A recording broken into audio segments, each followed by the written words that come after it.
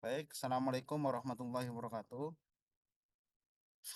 Yang saya hormati pimpinan Pusluhtan yang hadir di ruang Zoom, yang saya hormati Bapak Ibu semuanya, pejabat pimpinan tinggi lingkup Kementerian Pertanian, dan sahabat-sahabat penyuluh pertanian seluruh Indonesia. Salam sejahtera untuk kita semuanya. Yang pertama tentu marilah kita panjatkan puji syukur kehadirat Tuhan Yang Maha Kuasa Allah SWT ya atas rahmat dan karunia-Nya pada pagi hari ini kita diberikan kesehatan, kekuatan untuk menjalankan tugas-tugas kita ya di Kementerian Pertanian dan untuk yang menjalankan ibadah Ramadan semoga diberikan kekuatan dan kelancaran sampai nanti berbuka. Sahabat-sahabat penyuluh pertanian seluruh Indonesia, jadi kami diminta oleh Pak Kepala Biro untuk menyampaikan terkait dengan penyelenggaraan penyuluhan pertanian pasca pemberlakuan Peraturan Presiden Nomor 2 Tahun 2026. Ya, sebagaimana kita ketahui bersama, sahabat-sahabat semuanya ya, sebelumnya ada Inpres 3 2025 Daya Gunaan Penyuluh Pertanian mendukung swasembada pangan nasional. Nah, Inpres 3 itu kemudian diikuti dengan Perpres yang sudah diundangkan ya di dalam lembaran negara pada tanggal 26 Januari 2026 kemarin. Lanjut. Slide-nya dilanjutkan.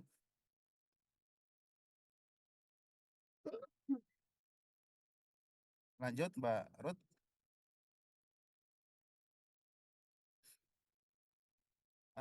Sahabat-sahabat penyuluh pertanian semuanya, seluruh Indonesia.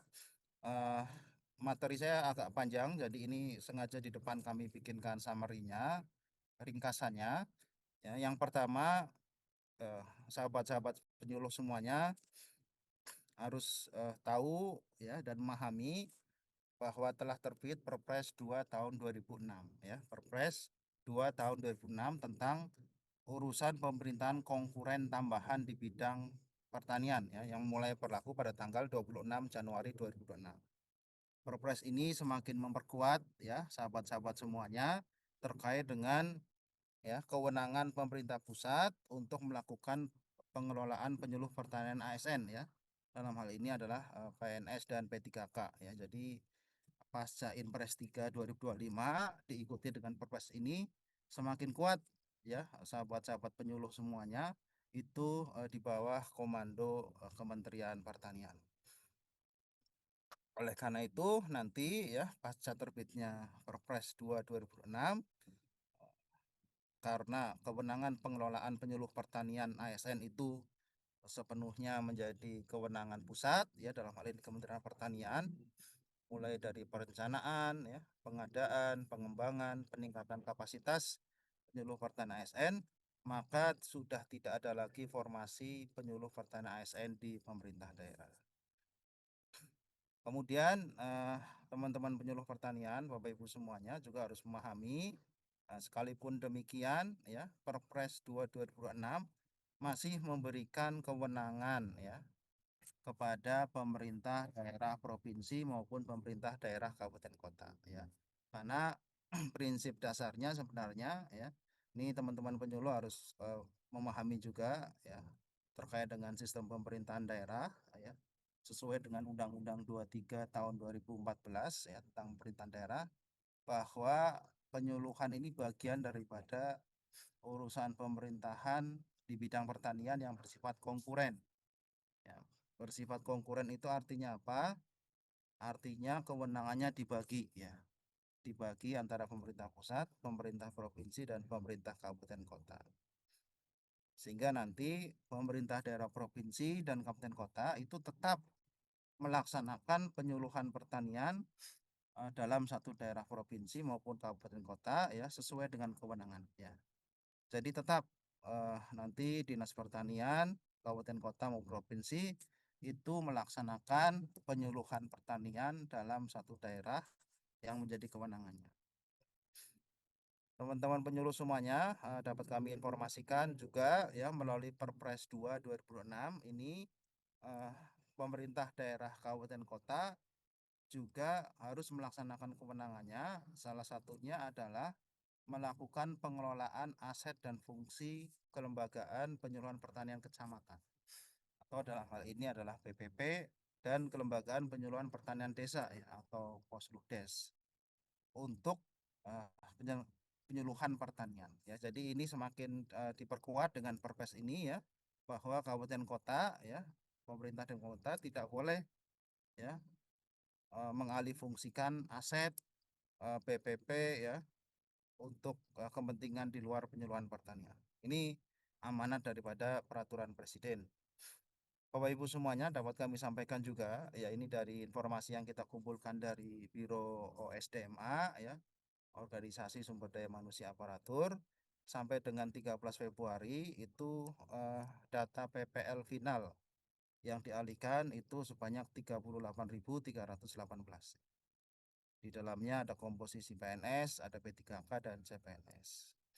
Nanti sahabat-sahabat penyuluh semua akan dilakukan penilaian kinerja ya, dengan bobot penilaian dibagi ya untuk sebanyak 40% itu dari kepala pusluh ya, kepala pusat penyuluhan, kemudian dari Balai Besar Penerapan Modernisasi Pertanian itu 40%, dan dari pemilik iki mandat ya itu 20% ya.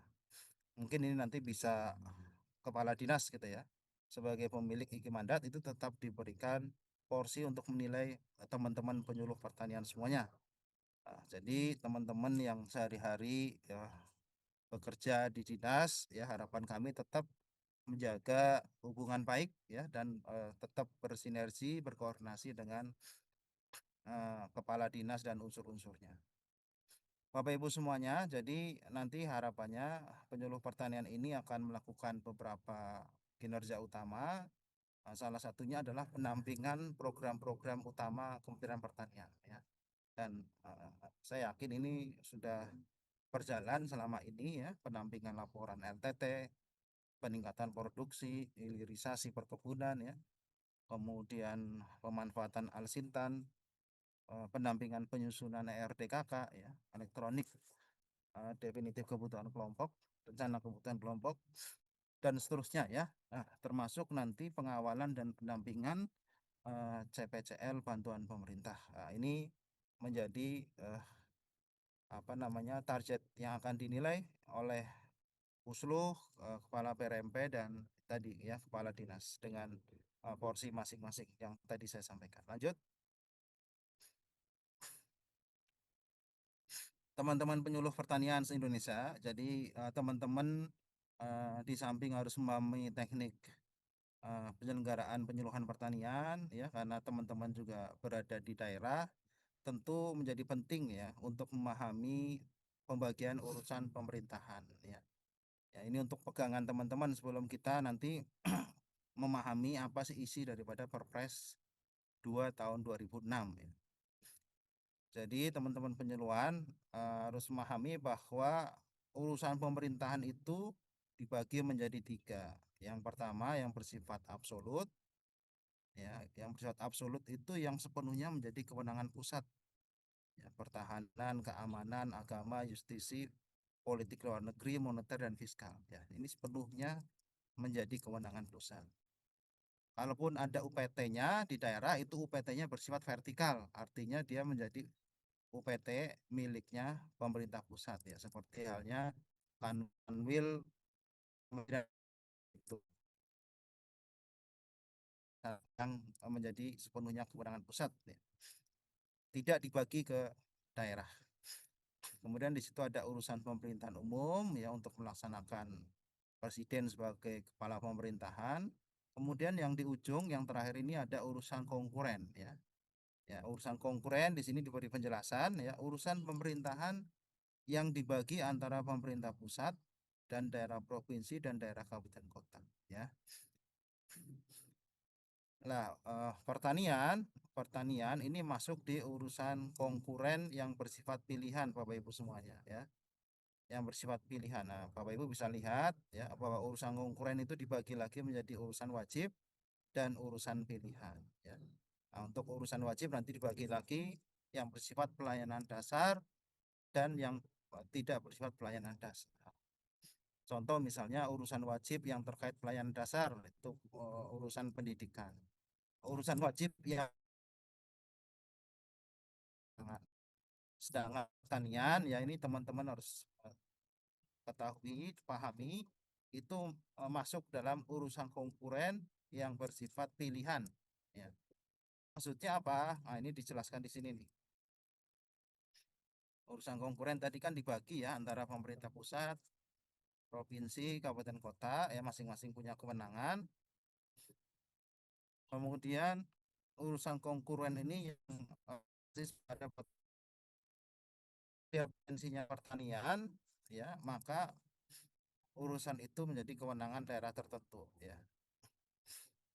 Sampai di sini bisa dipahami ya adik-adik semuanya ya. Jadi ini pemahaman dasar mengenai sistem pembagian urusan ya. Sehingga nanti bisa menjadi bahan adik-adik semuanya ya. Jangan keliru seolah-olah nanti adik-adik beralih ke pusat seolah-olah sudah apa namanya tidak bisa bersinergi lagi dengan daerah. Tetap ya, tetap bersinergi, berkoordinasi dengan daerah karena daerah tetap memiliki kewenangan untuk melaksanakan penyuluhan pertanian sesuai dengan daerahnya masing-masing. Lanjut, lanjut Mbak Ruth,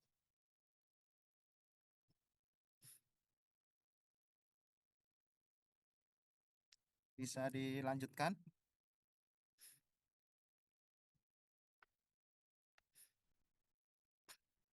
Teman-teman penyuluhan pertanian semuanya. Jadi ini prinsip pembagian urusan konkuren ya.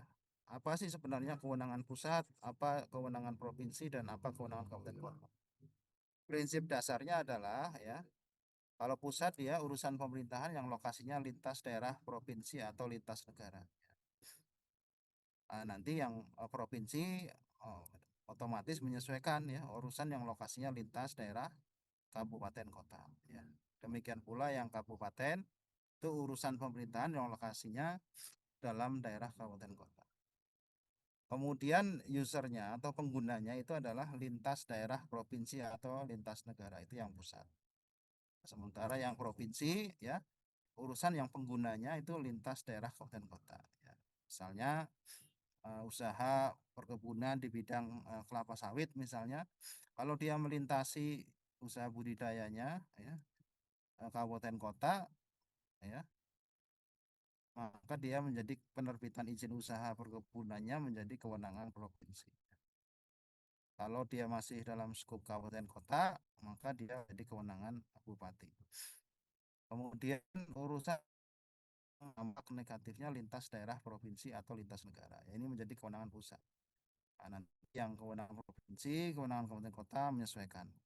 Kemudian urusan yang penggunaan sumber dayanya lebih efisien apabila dilakukan oleh pemerintah pusat. Ya. Kemudian urusan yang peranannya strategis bagi kepentingan nasional, ya, termasuk dalam konteks sekarang ini ya pemerintah pusat sedang melaksanakan ya asta cita Bapak Presiden khususnya yang kedua ya untuk mewujudkan swasembada pangan nasional ya. Ini menjadi satu urusan yang peranannya sangat strategis ya untuk pertahanan dan keamanan eh, nasional kita ya karena tuan pangan itu kebutuhan yang sangat fundamental ya yang tidak boleh ya, ditunda. Lanjut.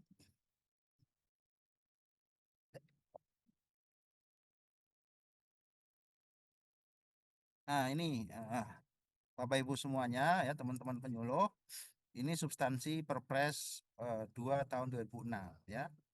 Perpresnya tidak terlalu banyak pasalnya ya, karena ini hanya sifatnya sebenarnya menambah lampiran Undang-Undang 23 2014 tentang pemerintah daerah. Ya, karena di dalam Undang-Undang Pemda ya Undang-Undang 23 2014 memang yang saat ini berlaku belum mengatur mengenai ya sub urusan ya atau sub bidang penyuluhan pertanian. Ya, makanya terbit Perpres ini untuk melengkapi ya Undang-Undang Pemda Bapak Ibu semuanya. Jadi sebenarnya substansinya nggak terlalu banyak. Substansinya adalah membagi kewenangan ya. Membagi kewenangan terkait dengan urusan pemerintahan konkuren subbidang penyuluhan pertanian. Apa yang menjadi kewenangan pusat, apa yang menjadi kewenangan provinsi, apa yang menjadi kewenangan daerah kota, itu diatur di Perpres ini Bapak Ibu semuanya. Nah, dari matrik ini ya, kita sepintas sudah bisa melihat ya, memahami bahwa masing-masing tingkatan pemerintahan itu punya kewenangan ya. Tidak sepenuhnya kemudian dilaksanakan oleh pusat. Tidak, ya ini teman-teman penyuluh harus bisa memahami ini. Makanya sekali lagi teman-teman harus tetap bersinergi, berkoordinasi ya dengan pemerintah daerah ya, dengan kepala dinas. Nah, ini kita bisa lihat ya dari matrik ini ya, ada saudara-saudara semuanya, apa yang menjadi kewenangan pemerintah pusat ya, yang di kolom paling kiri, mulai dari penyelenggaraan penyuluhan pertanian nasional, perumusan kebijakan ya, pengelolaan penyuluh pertanian ASN ya, huruf C. Huruf C ini penting sekali. Ini huruf C ini adalah menjadi dasar hukum ya, yang memperkuat pengalihan penyuluh pertanian ASN ke pusat ya. Ya, karena konsekuensinya nanti ya, sepenuhnya yang melakukan perencanaan, pengadaan, ya, pengembangan kapasitas pegawai ya, penyuluh ASN ini hanya pusat. Oleh karena itu nanti tidak ada lagi formasi penyuluh pertanian ASN di Pemda. Ya. Kemudian dan seterusnya ya, sampai pengelolaan sistem informasi. Apa yang menjadi kewenangan provinsi ya, saudara-saudara bisa sama-sama kita baca. Yang pertama, pelaksanaan penyuluhan pertanian dalam satu daerah provinsi. Yang kedua, pengorganisasian penyuluh pertanian lintas kabupaten kota di wilayah provinsi ya. Artinya itu tadi ya, karena prinsipnya adalah konkuren ya, konkuren itu artinya dibagi kewenangannya. Provinsi sekalipun ini masih punya kewenangan ya untuk melaksanakan penyuluhan dalam satu daerah provinsi ya. Ini kebijakan di dalam Perpres 2 2006 ya. Termasuk pengordinasian penyuluh pertanian lintas kabupaten kota ya, ini juga ya. Jadi tetap nanti kepala dinas punya peranan untuk menilai kinerja penyuluh pertanian ASN ya, sebanyak 20% ya, agar penyuluh pertanian ASN yang di provinsi ya itu tetap bersinergi ya dengan Pemda. Demikian pula yang kewenangan daerah kabupaten kota itu juga melaksanakan penyuluhan pertanian dalam satu daerah kabupaten kota. Dan yang kedua, pengordinasian penyuluh pertanian di wilayah kabupaten kota. Dan yang ketiga, pengelolaan aset dan fungsi kelembagaan penyuluhan pertanian kecamatan dan desa untuk penyuluhan pertanian. Ya, ini saya titip pesan dengan sungguh-sungguh, khusus yang huruf C ya, karena saya mendengar ini sudah mulai banyak yang melakukan pengalihan fungsi PPP ya, nanti teman-teman penyuluh bisa membantu menyampaikan, mengkomunikasikan kepada pimpinan di dinas bahwa dengan terbitnya Perpres 2 2006 ini semakin kuat ya perintahnya ya, untuk agar BPP ya tidak dialihfungsikan peruntukannya di luar penyuluhan pertanian. Ya, ini perintah daripada Bapak Presiden. Sekalipun dulu sudah juga menjadi perintah di dalam Inpres 3, ini semakin dikuatkan lagi ya dengan Perpres ya. Jadi pemerintah daerah kabupaten kota ya harus melaksanakan kewenangannya untuk mengelola aset dan fungsi PPP ya untuk penyelenggaraan pertanian. Lanjut.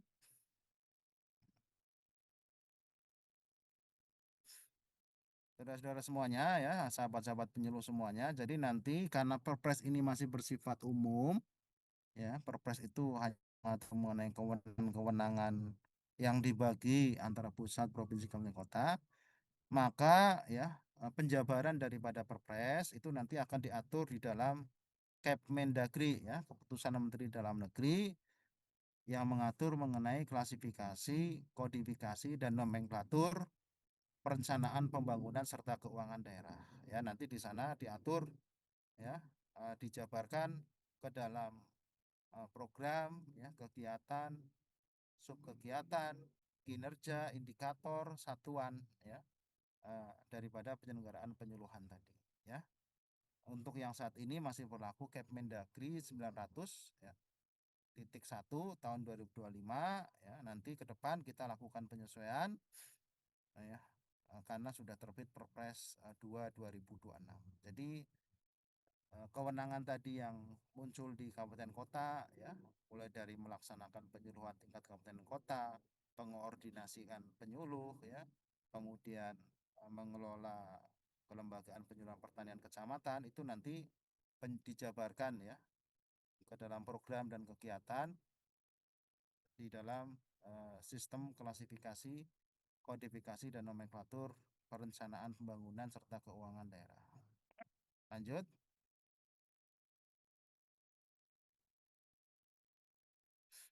Nah, ini konsep penjabarannya, ya, konsep penjabarannya ini masih konsep. Nanti, ya, konsep ini akan coba kita usulkan masuk di dalam sistem kodifikasi tadi, ya, biar nanti daerah bisa melakukan perencanaan dan penganggaran, ya, Bapak Ibu semuanya. Karena untuk dapat melakukan perencanaan dan penganggaran di daerah itu harus masuk di dalam Kepmendagri tadi, ya. Itu menjadi dasar hukum nanti daerah mengalokasikan anggaran untuk membiayai penyelenggaraan penyuluhan pertanian di daerah. Nah, ini untuk contoh misalnya, ya, ini untuk kewenangan pusat melakukan ke bawah aja, Mbak, yang kewenangan yang nomor 3, yang pengelolaan penyuluh pertanian ASN. Nah, ini, ya, saudara-saudara semuanya, ya, misalnya ini dibunyi di perpresnya kan tadi kewenangan pusat salah satunya adalah pengelolaan penyuluh pertanian ASN, ya. Maka, ya, penjabarannya itu adalah merencanakan, ya, mengadakan, mengembangkan dan meningkatkan kapasitas penyuluh pertanian ASN, ya. Kegiatannya apa aja yang terkait dengan ini? Kegiatannya tentu adalah misalnya pemetaan pengusulan formasi, ya, penetapan wilayah binaan, ya, penyelenggaraan uji kompetensi, ya, ini untuk teman-teman yang mau naik jenjang, ya, kemudian pengembangan karir penyuluh pertanian, ya. Nah, ini penjabaran, ya, dari Perpres 2 2016 yang nanti akan kita usulkan masuk di dalam Kepmendagri kodifikasi. Lanjut ke kabupaten kota, ke kewenangan kabupaten kota.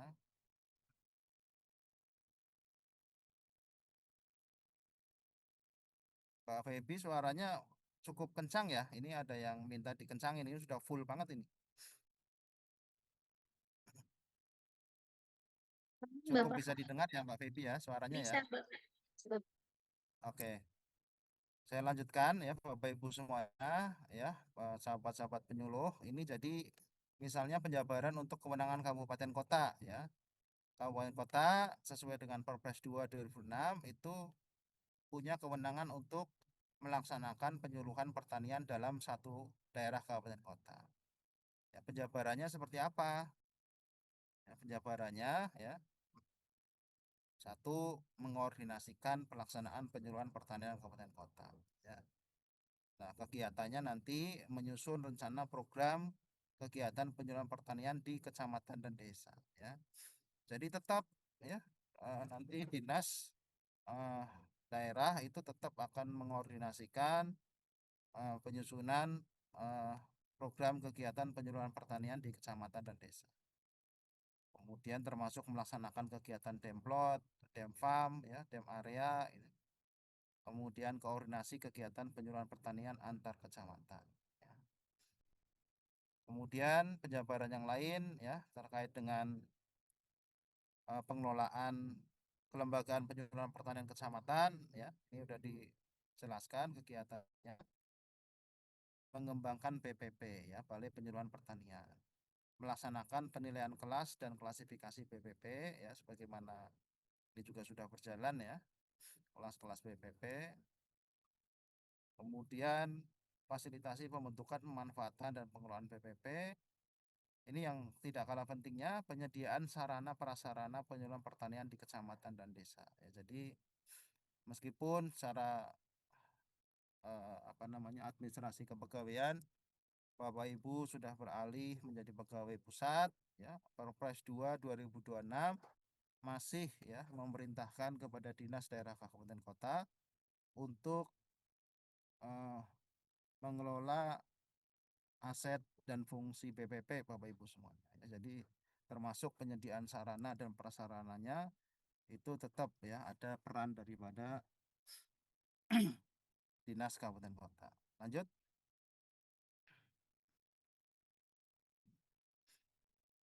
lanjut Mbak Rut, bisa dilanjutkan.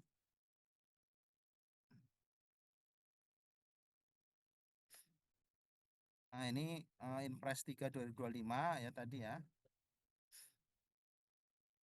Memang kita diberi waktu 1 tahun dan sampai dengan Januari atau Februari 2006 sudah beralih ya menjadi pegawai pemerintah pusat. Lanjut aja ini. Nah, saat ini data final yang dialihkan per 13 Februari itu sebanyak 38.318. Lanjut.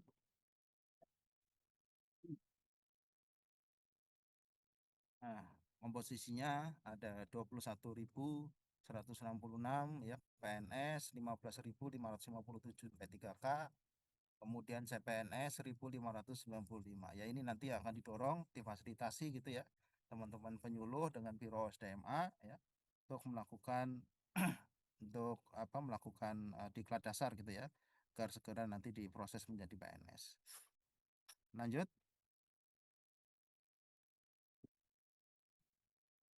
Ini juga sudah dibentuk ya Bu Febi ya, Bapak Ibu dari Pusultan ya, terkait dengan si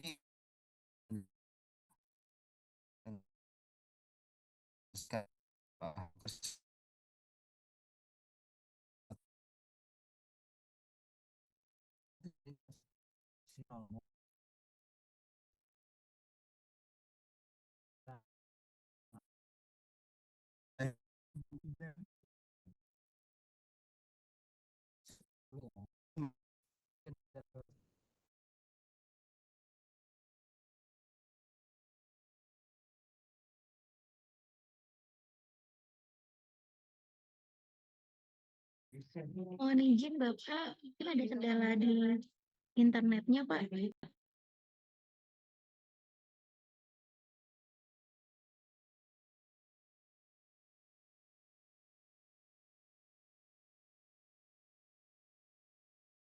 Mohon maaf tadi keluar ya, Mbak Febi ini udah masuk Ya, lagi ya?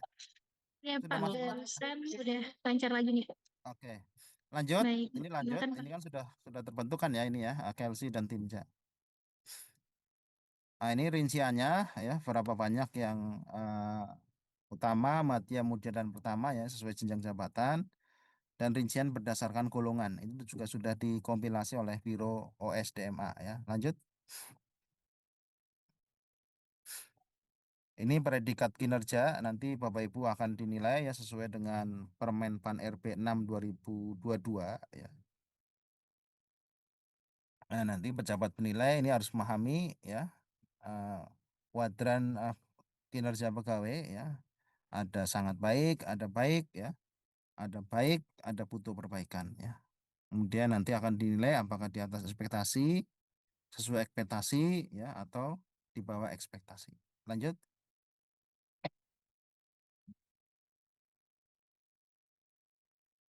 Nah, ini rinciannya ya. Kalau realisasi kerjanya di atas 100% ya, bobotnya, range-nya, koefisiennya, nilainya maka ratingnya akan diberi nilai di atas ekspektasi. Ya, ini sesi ini mungkin lebih banyak nanti teman-teman Biro OSDMA ya untuk menjabarkan lebih dalam lagi terkait dengan perhitungan nilai dan predikat kinerja penyuluh pertanian. Lanjut. Nah, ini yang tadi saya sampaikan ya. Jadi nanti bobot penilaiannya tetap ada diberi kewenangan Pusluh 40% ya, PBRMP 40% dan 20% ini pemilik izin mandat ya, indikator kinerja individu mandat ya. Ini dalam hal ini adalah dinas ya. Jadi tetap saudara-saudara semuanya nanti tetap berkoordinasi dan bersinergi dengan dinas masing-masing. Karena dinas nanti akan tetap punya peranan untuk menilai Bapak Ibu semuanya. Lanjut. Nah, ini yang terakhir Bapak Ibu ya, ini beberapa tugas pertanian, tugas penyuluh pertanian ya dalam pendampingan program utama Kementerian Pertanian. Saya kira ini sudah berjalan ya, mulai dari laporan LTT ya, luas tambah tanam, peningkatan produksi, hilirisasi perkebunan ya, kemudian penyediaan benih bibit, pemanfaatan alsintan ya, baik prapanen maupun pasca panen, kemudian pendampingan ERDK ke pupuk subsidi, kemudian survei lokasi cetak sawah rakyat, IRPOM ya, irigasi perpipaan, penderasan materi dan informasi pembangunan pertanian, kemudian pendampingan PP ya, Brigade Pangan dan KEP lainnya, Kelembagaan Ekonomi Petani lainnya, dan pengawalan pendampingan calon petani calon lokasi ya atau CPCL bantuan pemerintah. Bu Feby, saya kira itu yang bisa saya sampaikan. Memang perpresnya sebenarnya substansinya nggak terlalu banyak karena hanya mengatur pembagian kewenangan antara pemerintah pusat, provinsi, dan kabupaten kota. Ya, sekaligus ini semakin memperkuat ya kebijakan kebijakan pemerintah untuk eh, mengalihkan penyuluh pertanian ASN ke pusat, sekaligus juga mengatur bahwa provinsi dan kabupaten kota tetap memiliki peranan ya untuk melaksanakan penyuluhan di daerah ya sesuai dengan kewenangannya. Ya termasuk dapat mengordinasikan ya penyuluh pertanian.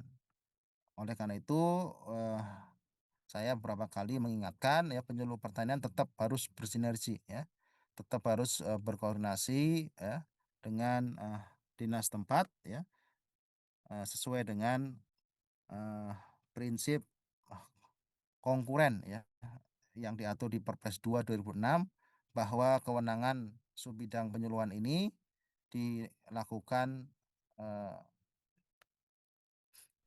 secara terbagi ya antara pusat, provinsi dan kabupaten kota. Jadi tidak semuanya diambil alih oleh pusat gitu. Demikian Bu Feby, kurang lebihnya saya mohon maaf. Wallahul muwaffiq ila aqwamit thoriq. Nasrul minallah wa fathun qarib. Assalamualaikum warahmatullahi wabarakatuh.